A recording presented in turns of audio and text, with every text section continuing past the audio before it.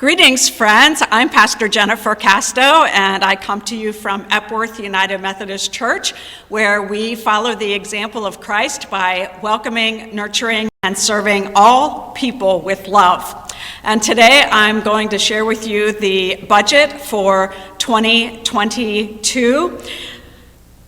And first I will share with you Epworth's expense budget. I want to give you an overview of the budget by telling you that we designed the budget slightly differently this year and looking at the overall picture of how we spend our money. And so to look at it as a cross-section in that, for example, we use the building in its entirety for every aspect of our ministry. So when we walk in the doors, we are welcoming, nurturing, and serving all people with love. So whether we are engaged in our outreach ministries, in our missions, whether we are coming to worship, when we are welcoming people from the outside into our building. When I, as your pastor, am engaged in the various roles that I have as worship leader, as in my role in the community, as pastor in doing pastoral care, as the administrator of the church, in all of those roles, I am represented in every aspect of the budget. So when you see our expenses, you see that we anticipate for 2022 there being a little over $240,000, $240,205. On the other hand, with our projected income, we anticipate, based on what we received in 2021, that it will be 218, or a little less than $219,000. So obviously there's about a $20,000 difference in what we anticipate.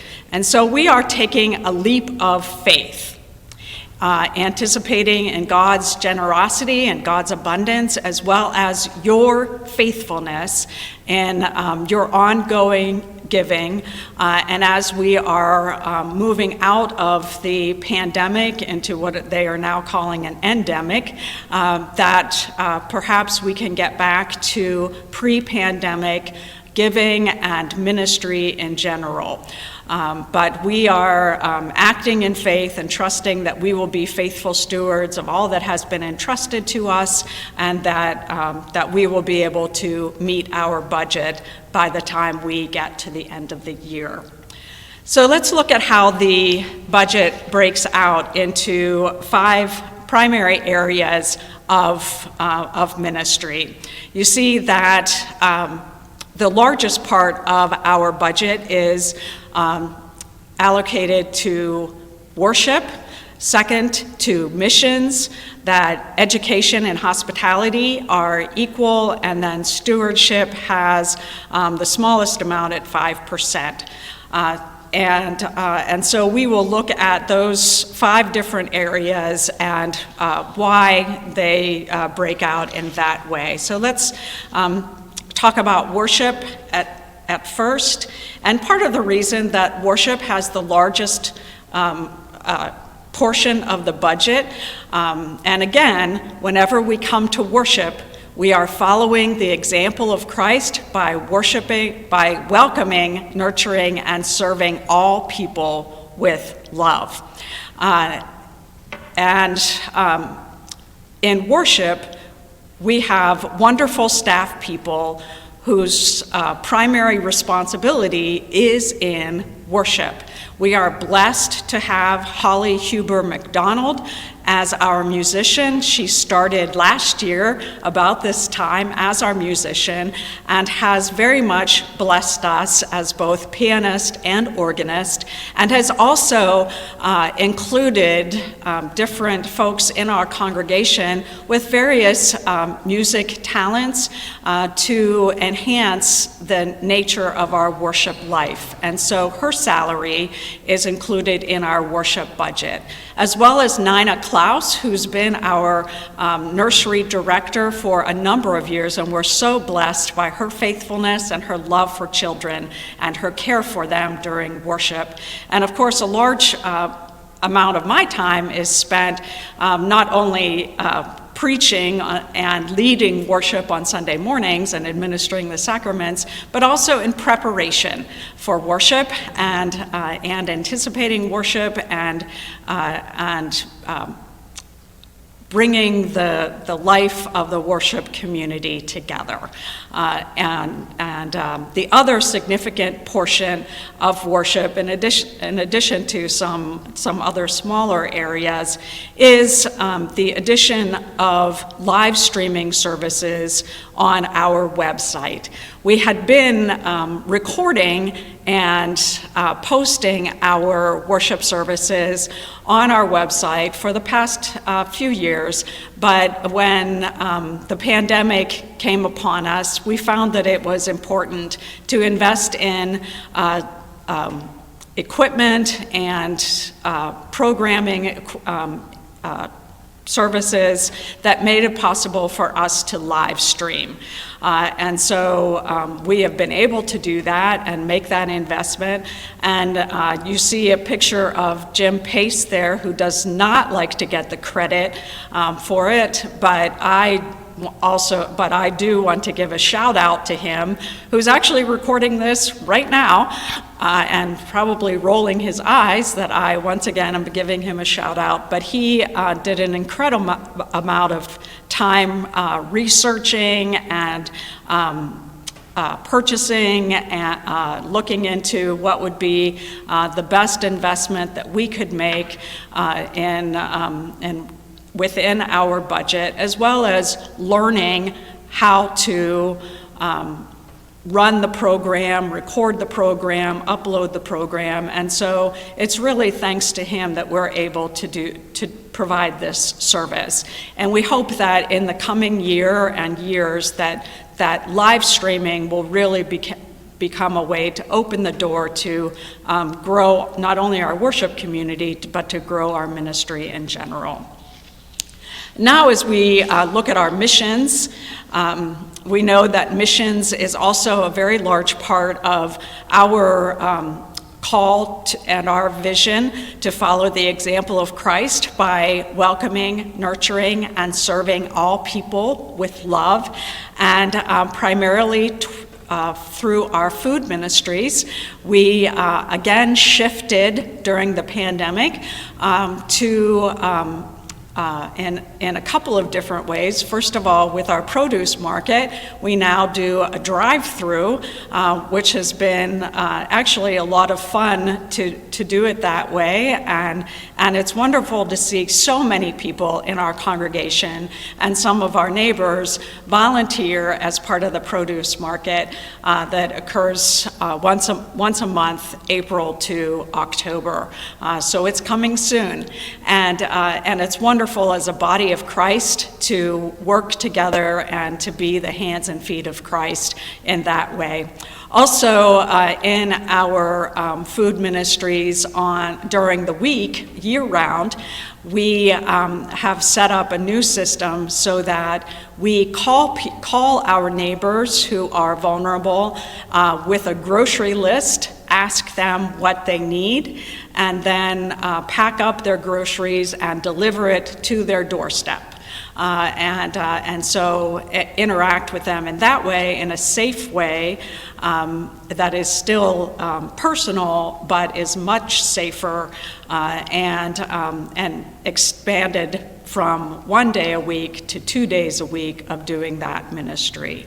And so, again, we are very blessed by all of the volunteers as well as the investment in our budget that enables us to purchase the food that makes it possible for us to engage in those primary missions of our church.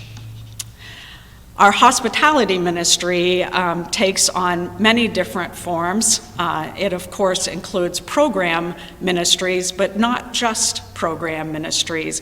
We had it was so great to have kids back in the building back in December for our Children's Advent Festival. We had a great time making crafts. We had the Christmas gift shop so that they could shop for gifts for their families, and it was wonderful to be together and to have life together. Also, as I mentioned, we have our partnership with Moms to Be that meets here every Tuesday, and they had their Christmas event here as well, and so we were able to join them in wrapping presents and being part of that.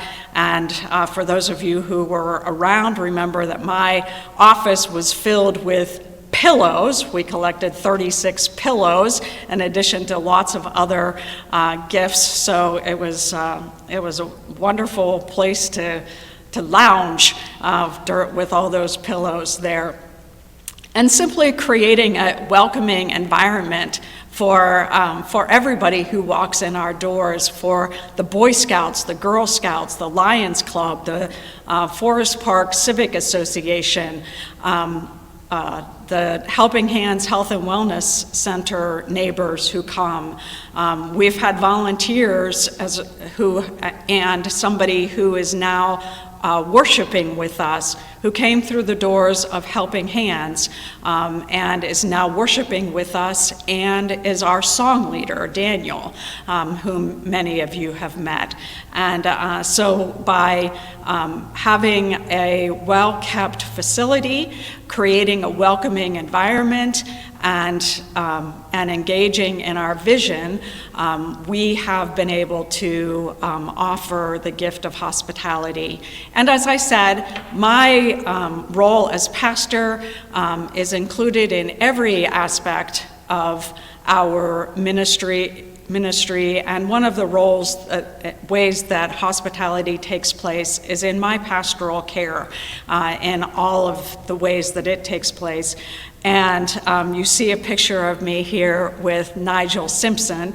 Elva is taking the picture, and this is when I went out to their home after Nigel had had his accident, and I was delivering his prayer shawl to him. And so it is always a blessing and a privilege for me to visit with folks in their homes or over lunch or even here in the church building as your pastor. It is the most blessed role I could have, is to be your pastor. Our education ministry is for people of all ages and takes place both in the classroom, in worship, and on Zoom, on the internet. And so you see a number of different kids here learning in our children's message time. We have great leaders who share their gifts of teaching in the children's moments, and kids of different ages who gather. And you even have the pastor who gets down on the floor and shares. Here I am with Anya sharing a story about God's creation. Sunday school teachers were able to deliver bags of Lent and Easter, Advent and Christmas activities to our elementary age kids when the pandemic was going on and kids were not able to be vaccinated yet, so that we could stay engaged with our kids, stay engaged with our families, and to help them continue to learn about Jesus and learn the stories of Jesus, and the most important stories of Jesus' birth, death, and resurrection. Also, you see here a mention of Amplify Media. This is a subscription we have for that we can access videos of all kinds related to Bible studies, book studies that Cokesbury and other Christian education sources put out. And so I have used Amplify Media in my Zoom Bible study on Wednesday night. So when we had to shift and not meet in person, our Wednesday night Bible study went to Zoom, and we invested in a subscription to that as well. And we have continued to meet on Wednesday nights, which has enabled us to continue to meet when the weather is bad, and people who don't feel comfortable traveling at night can still participate. And it also means that all of our meetings have gone to Zoom, and it's amazing how everyone is on time and how the meetings are much more brief now that they have gone to Zoom. So again, everything, even Amplify Media, which we purchase for education, impacts all of the areas of our ministries. So financial stewardship, both personally, which I want you to know that as your pastor, I take financial stewardship very seriously as an individual, that it's very important to me, that I tithe, that I make that a priority, and I want you to know that I am seeking to be faithful as I am able to do, but that also as your pastor, I want us to be led in managing our master's money as faithful stewards as the church. And I believe that we have done that both with our finances and with the property that we have. For example, in 2021, we paid our connectional giving, which many of you know as apportionments, but it is connectional giving because it's a way that we give to the district and the conference that keeps us connected in mission and ministry far beyond where we are. So we can do far more together than we can do on our own, which we continue to learn. And so we were able in 2021 to give 100% of our designated connectional giving dollars, and we fully anticipate that we will be able to be faithful and give the full amount in 2022, and thus far we are on track to do so. Some of the other financial highlights from 2021 that will impact 2022, to inform you that your church does have an account with the Christian Family Credit Union, which is run by, that is linked to the United Methodist Church. We have a money market account there. You see that the balance is just a little shy of $37,000. And I want to be clear with you that the credit union is not used for operating expenses. We don't see that as an extension of our checking account. It is a savings account, money market account that is only used for capital expenditures. And so we are very faithful in managing our money and only spending money that we have, that we can manage out of our regular giving and our checking account, and so that the credit union money market account is only used for larger capital items. We also have an endowment fund that was created a few years ago, thanks to the generosity of of a longtime member of the church who named Epworth in her will, and additional people have done so since then.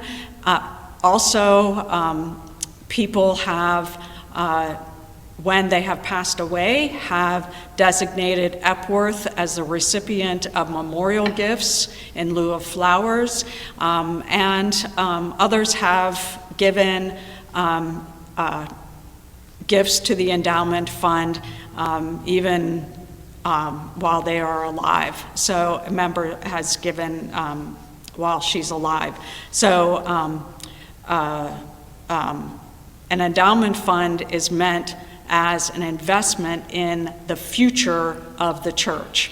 And so it is a way to consider now in this life, a way to include Epworth in your will, or to designate giving now above and beyond your regular giving. In fact, the endowment committee will be looking for ways to do some legacy planning and education in 2022 that hopefully we will make that available to the congregation so that you can learn more about that in the coming months. I have mentioned both Moms2Be and Helping Hands Health and Wellness Center that are wonderful partners in ministry and also share in some of the expenses of our building.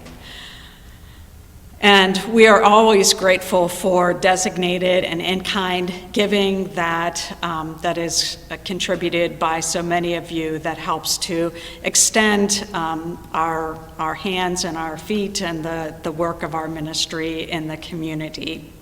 Do want to just highlight some of the capital improvements that we accomplished in this past year. I have mentioned the work of the trustees for moving toward more energy efficiency. And they have worked on this for the past couple of years. They continue to be working with a company called Energility as we look at becoming more and more energy efficient. And so in this past year, we replaced HVAC units in the West Wing, which is the classrooms for those of you who know the building, my office, the classrooms, and the food storage area with new high-efficiency HVAC units. Also converted all the lighting in the building, so now all of the lighting is converted to LED. We also replaced damaged window trim around the exterior of the building. We did some repairs in the garage doors. We, as I mentioned, upgraded audiovisual equipment, and we also upgraded our Wi-Fi capabilities so that we would have access to Wi-Fi in the parking lot and the exterior of the building for our produce market and other ministries outside, and updated the alarm panel. So finally, I simply want to give praise to God for all that God has done for us, from whom all blessings flow. We are so grateful for all that God has done and all that God will do in us and through us. Epworth United Methodist Church seeks to continue to follow the example of Christ by welcoming, nurturing, and serving all people in love. And we are so grateful to each and every one of you for helping us to make that possible. God bless you.